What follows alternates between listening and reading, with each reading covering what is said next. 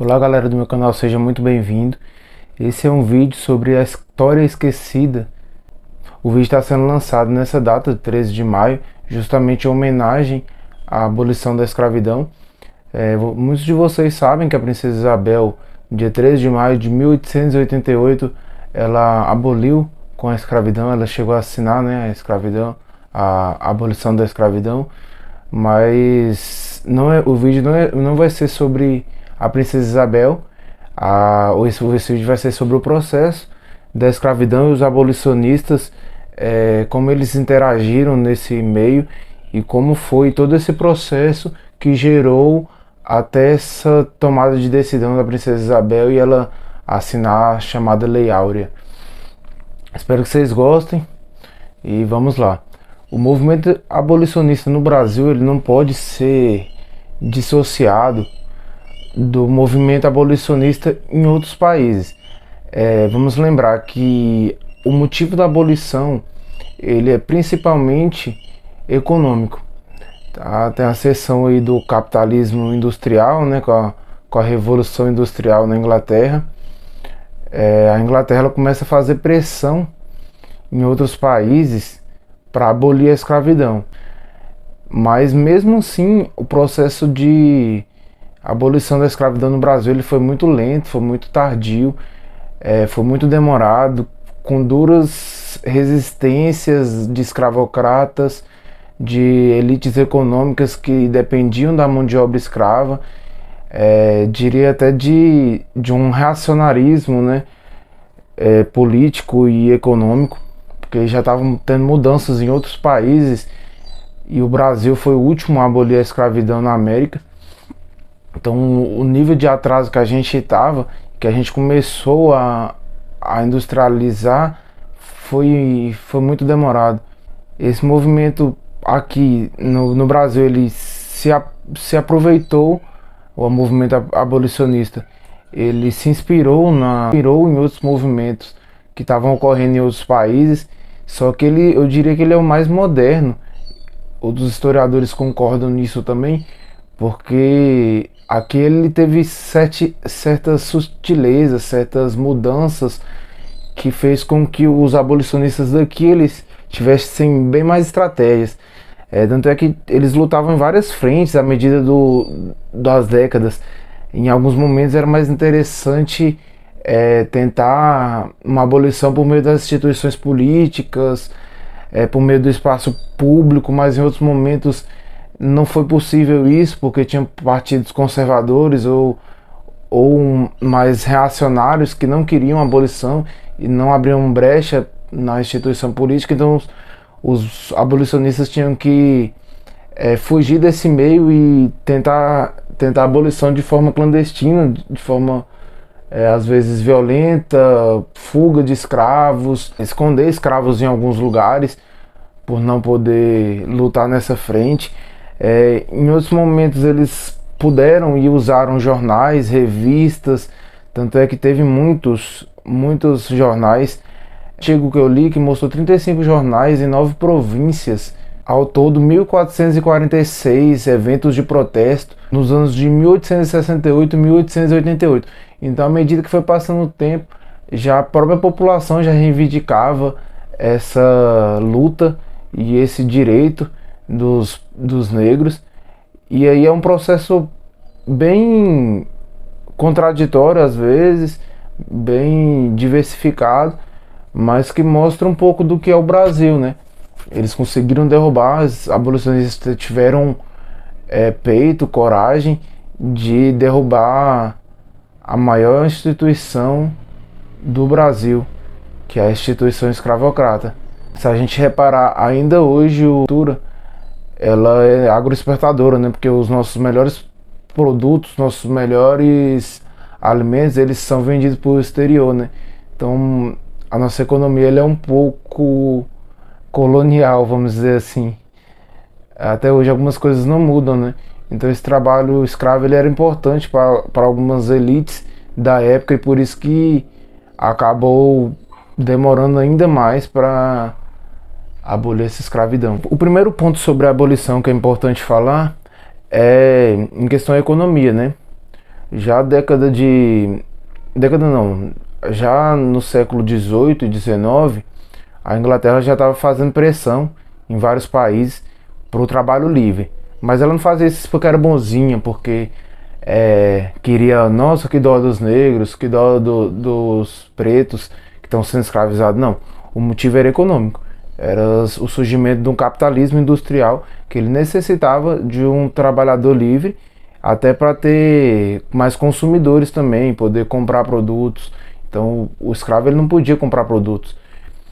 Aí a Inglaterra teve essa ideia e essa iniciativa de abolir com a escravidão por motivos econômicos e expandir seu mercado consumidor para outros países e outras nações que até então ela não podia fazer por conta desse sistema econômico mercantil que necessitava da mão de obra dos escravos. Então ela queria que abolisse a escravidão por conta disso. E aí esse processo ele começa a partir de 1860 a ter um certo incômodo no Brasil, porque a Inglaterra fazia muita pressão. Tanto é que várias leis que foram surgindo para abolir a escravidão, aos poucos, né? Lei do ventre livre, lei dos sexagenários, elas foram, em alguns momentos, as chamadas leis para inglês ver, né? Porque na prática ela não mudava tanta coisa, mas Portugal queria parecer que já estava fazendo mudanças para poder abolir a escravidão. Tanto é que, em comparação com outros países, o Brasil ele foi muito, demorou muito.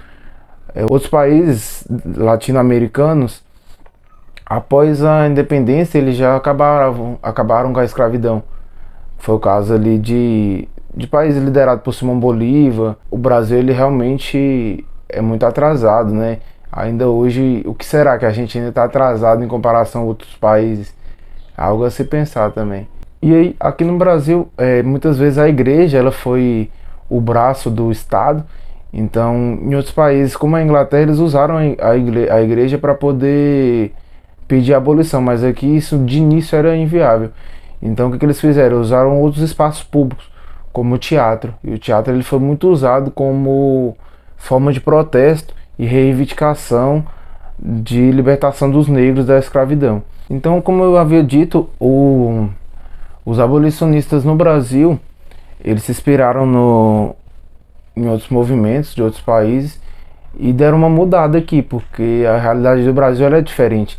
E eles tiveram que ser muito mais modernos, muito mais estrategistas, porque às vezes mudava muito a dinâmica política, a dinâmica social do Brasil, e aí eles tinham que reinventar toda a estratégia que eles estavam fazendo para poder modular ali aquele sistema e tentar de alguma forma abolir com essa dura realidade que era a escravidão. Tiveram frentes no direito, né, que falava que a escravidão era injustiça, e tal o grande Luiz Gama, como referência dessa frente, libertou mais de 500 pessoas durante a escravidão no Brasil. Tem um filme dele. Ele nasceu de uma mãe livre, né? A descendência dele é dos Nagôs. O pai dele era um homem branco e acabou vendendo ele para ser escravo. Aos 18 anos ele consegue se libertar e aí começa a lutar pela libertação dos negros. Ele achava brechas ali no direito, que aí já tinham algumas leis sobre isso, né? De não poder trazer escravos de outros países. Já tinha ali, por exemplo, a lei do ventre livre. Então ele começava a abordar essas leis e reivindicar a abolição. Ele libertou mais de 500 escravos. Ele era um cara extremamente inteligente, conseguiu ser alfabetizado. Ele era um homem de letras, era um homem culto.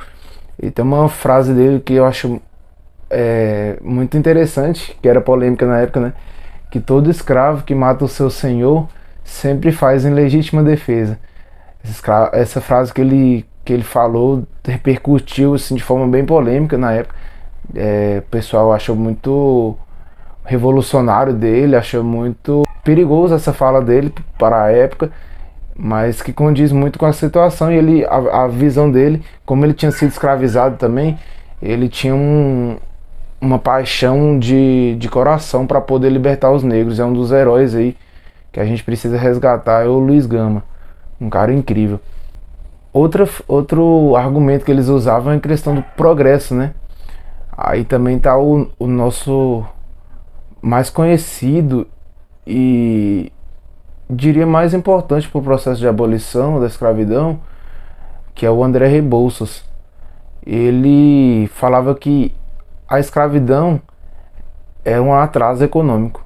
Era um atraso econômico porque tinha toda uma dinâmica nova de sociedade, de capitalismo industrial, e a gente ainda estava no modelo escravista que era atrasado, era muito em base da terra, agrário ainda, e ele queria que o Brasil se industrializasse mais, melhorasse economicamente, e os negros nesse processo iriam poder ser uma mão de obra mais qualificada, favoreceria mais o sistema e o Estado se eles fossem libertos e não como escravos. O argumento do André Rebouças, às vezes a gente, se for olhar assim com o nosso olhar de hoje, ele não era muito, diria, empático com os negros, no sentido de que ele olhava a questão econômica. Ele foi mudar depois de uma viagem que ele fez para os Estados Unidos, e aí ele não pôde entrar no hotel por conta da cor dele, né? A questão racial dos Estados Unidos era bem mais pesada.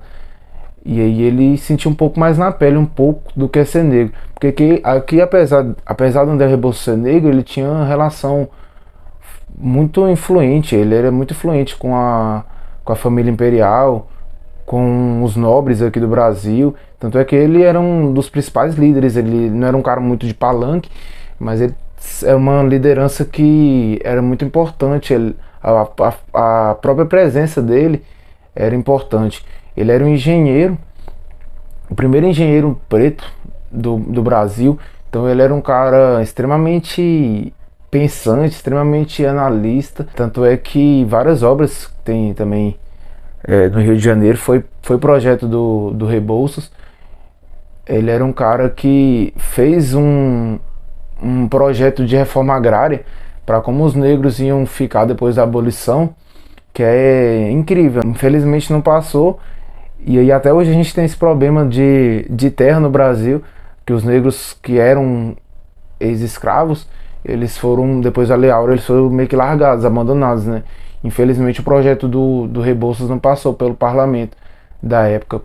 E aí não teve reforma agrária, mas ele tinha todo um planejamento de como ia ser a abolição da escravidão e de como ia ficar a situação do negro após essa abolição. De reparo mesmo, de reparo social que ele tinha em mente. Mas acabou não dando certo por conta dessa elite que impediu esse processo de direito para o negro.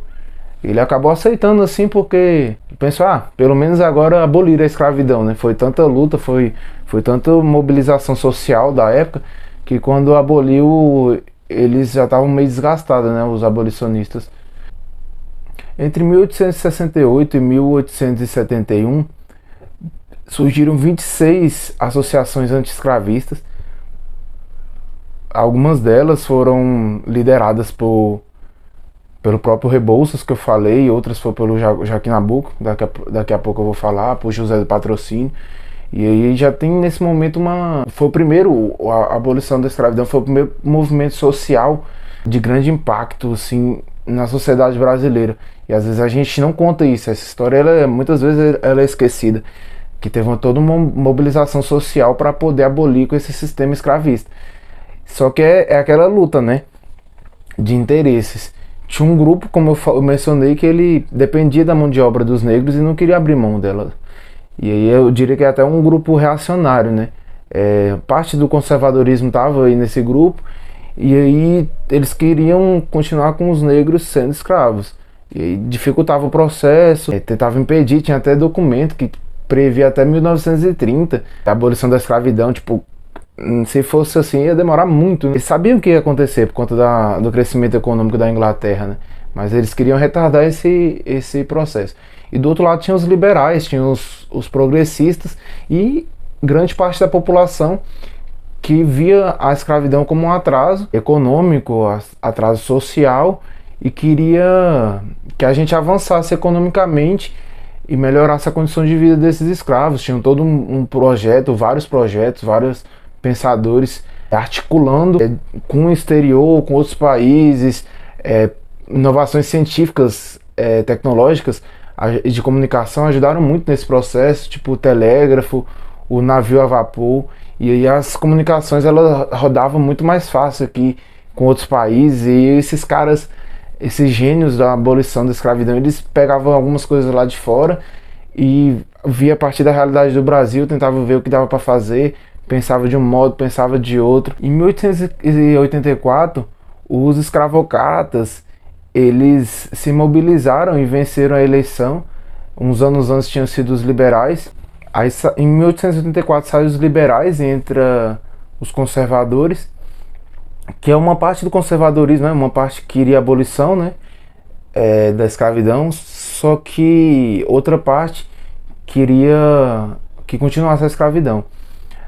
Aí esse Partido Liberal, em 1884, ele começa a ser mais firme e, vamos dizer, autoritário com os abolicionistas, né? Ele tenta retardar esse processo. E aí tem até algumas falas do Patrocínio, de José do Patrocínio e do Nabuco, que mostram a revolta dos abolicionistas da época. Ó, tem essa fala aqui que eu vou ler do Patrocínio, que ele fala o seguinte: o Ministério não crê que a propaganda abolicionista continue sob uma estrada de flores, ao som das fanfarras e bênçãos aos convertidos. Essa propaganda de persuasão foi posta fora da lei e contenda como revolucionária. O que há de fazer a propaganda abolicionista? Deixar-se sacrificar como um cordeiro ou reagir? O que ele fala, né? Ele fala que as pessoas vão ter que reagir, né? Porque se não vai ser numa boa o processo de abolição, que seja pela força, né? Mais ou menos isso que o José do Patrocínio estava falando. O Nabuco, que comandava algumas facções do Pernambuco, ele também tem uma fala bacana sobre isso. É impossível chegar à abolição por uma estrada coberta de flores. Havemos de impor as soluções, infelizmente, por uma estrada coberta de sangue pela revolução. Então nesse momento do Brasil, eles estavam dispostos a usar a força e fizeram isso muitas vezes roubando escravo do senhor do engenho, muitas vezes indo pela violência mesmo de matar o dono do escravo, e o dono do escravo também estava agindo na mesma força, só que tendo o apoio de milícias, né, que é grupos armados, e do próprio Estado brasileiro, né, o Império. Então, nesse momento, estava tendo uma violência muito grande, né, de 85 até 88. E aí o Estado estava percebendo isso, que estava perigando, estava tendo um certo perigo de ter inclusive guerra civil, e o Estado decidiu em 88 abolir a escravidão. O Exército ajudou nesse alinhamento já em 87, 88. Nesse momento a Igreja Católica também já estava aderindo à causa. O Judiciário também, nesse fala, né, a contribuição do Luiz Gama nessas brechas da própria lei, e aí eles vão conseguindo deixar tão contraditório o sistema de escravidão que aí nesse momento não tem como mais não abolir, porque seria um atraso muito grande. Entre alguns nomes aí importantes, eu já citei alguns, né? Luiz Gama, José do Patrocínio, Joaquim Nabuco, André Rebouças, que eu diria que é o principal, Antônio Bento, tem o Abílio Borges também, que ele ajuda nessa mobilização. São todos articuladores muito inteligentes, sagazes. Aí, entre alguns abolicionistas que eu não citei, vou falar agora do José do Patrocínio. Ele era um cara do palco, do palanque, grande influente pro José do Patrocínio. Ele nasceu em 1853, trabalhou na imprensa, em jornais, revistas. Ele participava dos jornais Os Ferrões e Gazeta de Notícias. Ficou conhecido também como Tigre do Abolicionismo pela sua capacidade de oratória, de articular. Ele fundou junto com o André Rebouças e o Aristides Lobos a Confederação Abolicionista. Aí que outro cara importantíssimo, que é o Joaquim Nabuco, ele era um liberal Ele tentava abolir a escravidão por meio da política institucional. Ele participava diretamente da política, então ele tentava ali dentro do meio mesmo colocar leis, usar dos seus argumentos para poder acabar com a escravidão. O Luiz Gama também, né, que eu acabei citando, acho que eu já falei quase tudo do Luiz Gama. Só mencionar também que ele morreu antes de ver a abolição da escravidão. Triste, né? Ele que tinha sido escravizado, era homem livre, conseguiu provar ali por meio do direito que era um homem livre futuramente. A gente ainda não sabe exatamente, mas ele deixa alguns registros que deixava claro que o que ele ia comprovar de que era homem livre não tinha meio como o Império contradizer. E ele conseguiu essa alforria. E aí o André Rebouças, que eu cheguei a citar, é o primeiro engenheiro negro, né? Grande pensador. Ele tinha um projeto de reforma agrária, de como ia ficar a situação dos negros aqui no Brasil após a abolição. Tinha todo um projeto, como outros abolicionistas também tinham. O próprio Joaquim Nabuco também chega a citar algumas coisas sobre como ia ficar a situação do negro, né? Mas o Estado meio que fez às coxas. Demorou para fazer a abolição, quando fez foi às coxas. E ficou marcas até hoje, né? Questão de terra, como ficou a situação do negro, meio que foi largado, abandonado, te vira, né? Desceu os pulos. Depois de processo de escravidão, tanto é que até os donos dos escravos queriam receber uma parte, né? Grande contradição. Mostra o que é o Brasil. Tem uma frase dele também interessante, do André Rebouças, que é a seguinte: a abolição da escravatura eu vivi para ver, a democracia rural não. Quem possui a terra, possui o homem. Então nessa fala ele deixa claro a questão de terra, né? De que sem a terra a situação do negro ia ficar bem complicada também, né? Achava muito bom ter tido a abolição, mas ele entendia que só abolir a escravidão não resolveu o problema da situação do negro no Brasil. Falei, né? Quando a situação de terra, projeto agrário, foi votado em 88, né? Ele não passou. Um ano depois teve a proclamação da República, o golpe da República, e o Rebouças ele é muito próximo da família real, e ele era a favor do Império, né? Ao contrário do Luiz Gama, do Joaquim Nabuco, por exemplo, que eram republicanos. Ele era a favor da monarquia. E aí quando acontece isso, ele acaba indo para a Europa e ele morre por lá mesmo. E ele ficou triste, né, por ter ele entendia como golpe da República, né? E ele via como um processo ruim. Mas o fato é que a abolição da escravidão mobilizou muitas partes da sociedade, jornais, imprensa, teatro. Só que tinha essa elite agrária que ficava o tempo todo dificultar o processo, e por isso que a gente é o último país a abolir a escravidão. E ficam marcas profundas, né? Racismo. Eu citei aqui a questão de terra, a questão econômica. Tanto é que é difícil o negro ainda hoje em dia migrar para as classes médias, classes altas. Virar rico ainda mais difícil por toda essa questão da escravidão e como ficou difícil, né? Demora esse processo de crescimento econômico até conseguir chegar em patamar mais alto. Demora algumas décadas, algumas gerações. E chega a ficar emocionado aqui.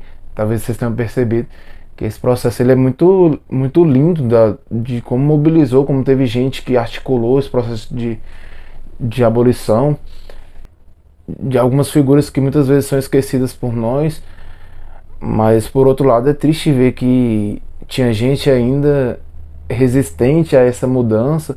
E eu fico pensando em que coisas hoje o Brasil, a gente está atrasado em relação a outros países que a gente demora a mudar, né? Fica enrolando, postergando.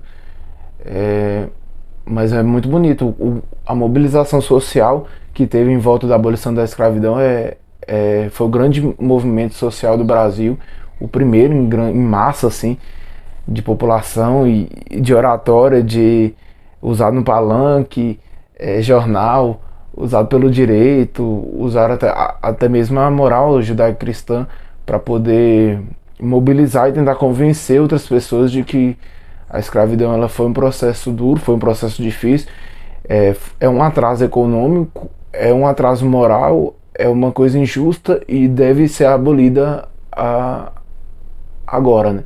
Se você gostou desse vídeo, não esqueça de dar o like, comente aí o que você achou, se deseja que eu faça um vídeo específico de algum desses abolicionistas. Se esse vídeo tiver 200 likes, eu prometo fazer um vídeo específico de algum abolicionista aí, mostrando mais detalhes aí da vida dele. De repente eu trago outros abolicionistas que eu não trouxe nesse vídeo.